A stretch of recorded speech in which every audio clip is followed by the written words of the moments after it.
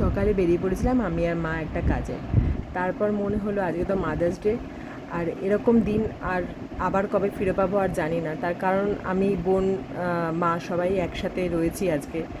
তারপর আবার যে যার কাজে ফিরে যাব।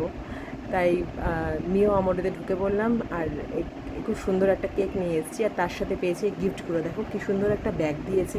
তারপর এই যে কেকটা দেখো, সারাদিন মামা করিস না। আমরা সবাই জানি আমরা বাচ্চা মানে যতই বড় হয়ে যায়, আমি এখনও বড় হয়ে গিয়ে একজনের মা হয়ে গিয়েও এখনও মামা করি। সব কাজে আমাদের মাকে দরকার।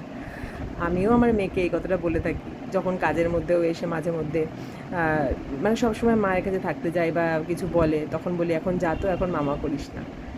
তো এটা আমাদের সবার মায়েদের কথা। আর বাচ্চাদের তো মা ছাড়া চলেই না, সে যত বাচ্চা হোক বা বুড়ো হয়ে যায়। এরকম ব্যাগটা কি সুন্দর, আর ব্যাগের প্রিন্টটা কালারটা খুব সুন্দর। তারপর পোস্ট কার্ডের মধ্যে যে একটা কার্ড দিয়েছিল, ওই কার্ডের মধ্যে খুব সুন্দর করে লেখাটা ছিল।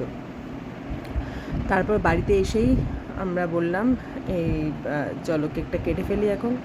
এই যে এই পুরো জিনিসটাই মন্দিনিস থেকে দিয়েছে কেক কেনার সাথে সাথে। তারপর এমনিতে কোনোবার মাদার্স ডে সেলিব্রেট মানে মায়ের জন্য হয়তো কিছু মেসেজ লিখি বা কিংবা ওরকমভাবে করা হয় না, যে কেক কাটিং করে বা কিছু। তো মনে হলো এই ডেটাকে একটু স্পেশাল করে তুলি।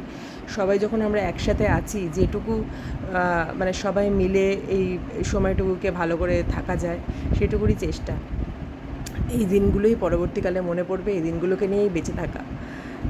তারপর এই কেক কাটা হলো, এবার আমরা সবাইকে কেক খাইয়ে দিচ্ছি। আর মিঠাইকেও মা বলছে দেবে, কিন্তু না, ও আমাকে খাওয়াবে, বলছে আমি আমার মাকে কেক খাওয়াবো। এই নিয়ে চলছিল যুদ্ধ। ও কিছুতেই মাকে কাটতে দেবে না, ও নিজে কেক কেটে আমাকে খাওয়াবে। ও এখন এই যে কেকটা কাটছে। তারপর আমরা এইভাবেই কাটিয়ে ফেললাম আজকের মাদার্স